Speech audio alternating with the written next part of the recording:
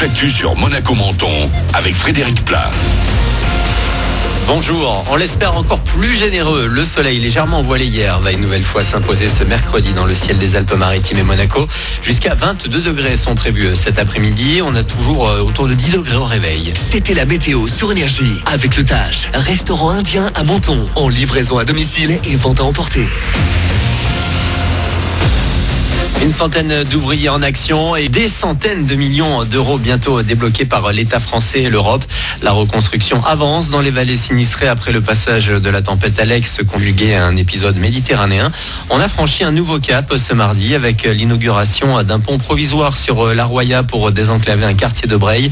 D'autres vont suivre. Annoncière, de nombreux élus présents aux côtés de Sébastien Larrand, le maire de Breil, avec qui on a fait un point sur la situation dans son village. Tout ce qui ne dépendait pas directement de la commune a beaucoup avancé. Le rétablissement des réseaux d'eau et d'assainissement, les travaux d'urgence sur les cours d'eau, les travaux sur la route départementale. Aujourd'hui, avec l'inauguration de ce pont de Veille, on pose la première pierre de la reconstruction des infrastructures communales détruites pendant la tempête. Donc c'est une première étape.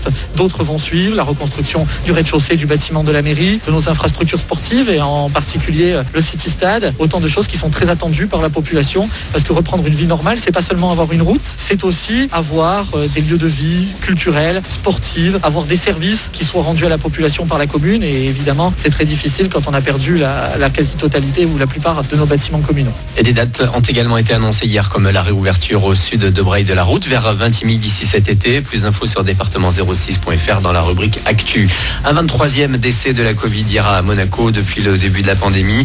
Il s'agit d'une personne résidente de 90 ans. 51 autres sont actuellement prises en charge au CHPG et 120 sont en suivi à domicile. Et alors qu'on se prépare à passer un premier week-end confiné sur le littoral azuréen, la ville de Menton a annoncé hier le maintien de son bord de mer piéton entre le vendredi et le lundi matin.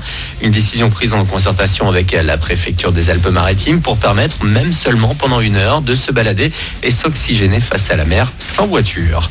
Au sommet de l'État, Emmanuel Macron présidera tout à l'heure un nouveau conseil de défense sanitaire. Encore 20 000 nouvelles contaminations hier dans le pays et des réanimations en hausse aussi. Le ministre de la Santé, lui, se rend aujourd'hui à Dunkerque, là où l'épidémie flambe le plus actuellement. Il pourrait décider avec les élus locaux de nouvelles mesures de restriction du même genre que chez nous dans les Alpes-Maritimes. Voilà pour vos infos, 7h03. Bon début de journée à vous avec le best-of de Manu dans le 6-10 sur Énergie.